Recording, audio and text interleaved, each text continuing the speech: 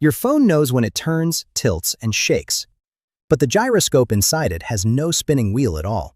Just a tiny vibrating structure using a weird piece of physics to sense rotation.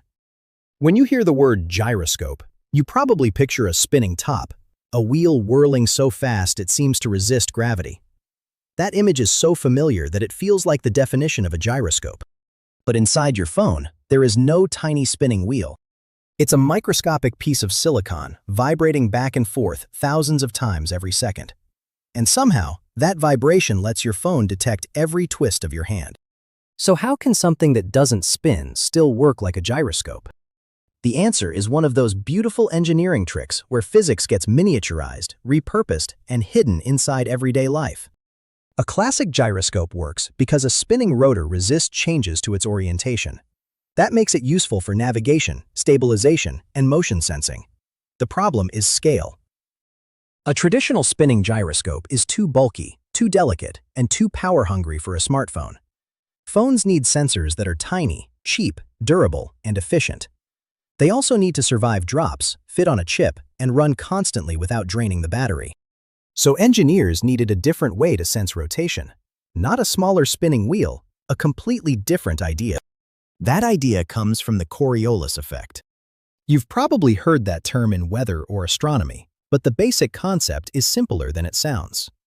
In a rotating system, moving objects can appear to curve sideways relative to the observer.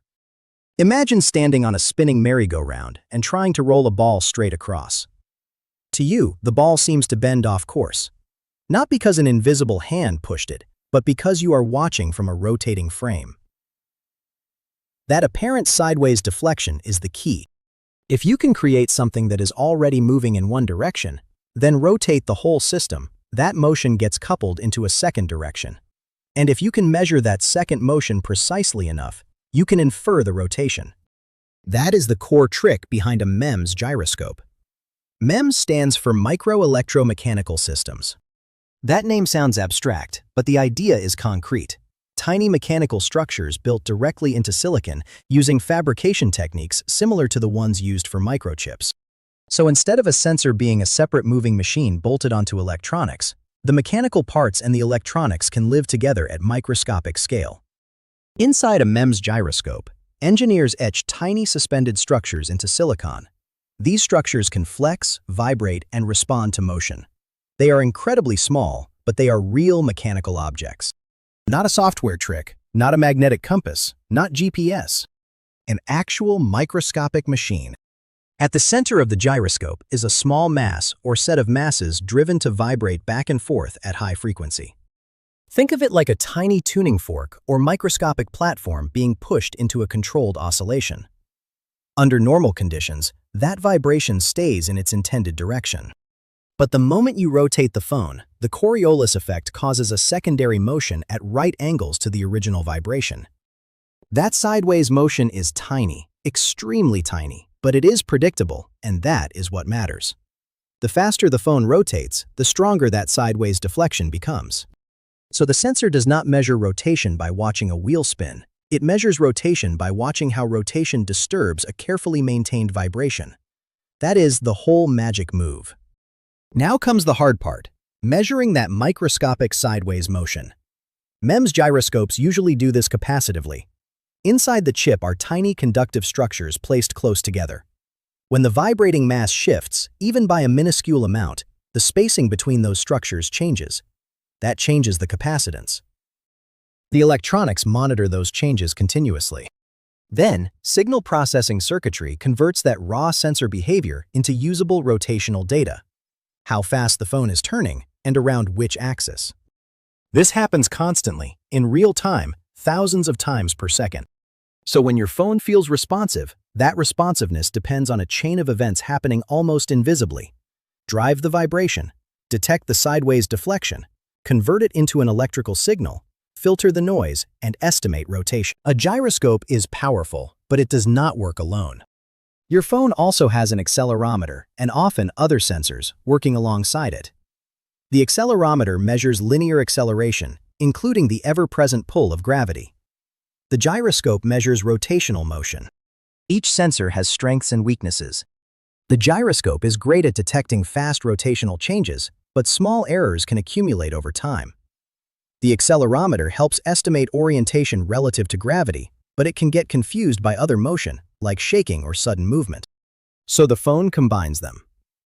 This process, often called sensor fusion, gives the device a much more stable estimate of how it is moving and how it is oriented in space. That is why your phone can feel so spatially aware, even though each individual sensor is imperfect. What makes this especially impressive is not just that it works. It is that it works reliably inside a hot, crowded, battery-powered slab you carry everywhere. These sensors have to deal with vibration, temperature changes, manufacturing variation, electrical noise, and physical shocks. They have to be tiny enough for mass-market electronics and cheap enough to ship in millions of devices. And they still need to produce motion data good enough for video stabilization, navigation, and immersive interfaces. That is why the phone gyroscope is such a great example of modern engineering. It takes a subtle physical principle, compresses it into silicon, and makes it disappear into the background of daily life. Most people never notice it until it stops working. There is something deeper here than just one clever sensor. The phone gyroscope shows how engineering often works now. We do not always solve problems by shrinking old machines. Sometimes we solve them by translating the problem into a different physical language. Instead of preserving the old spinning wheel design, engineers asked a better question. What do we actually need to measure? Not spinning itself, the rotation. And once that became the goal, a vibrating silicon structure plus the Coriolis effect turned out to be enough. That is such a satisfying kind of invention. It feels almost like a cheat code. So the next time you tilt your phone and the screen rotates, or your video stays smooth, or an AR object stays locked in place, remember what is happening underneath.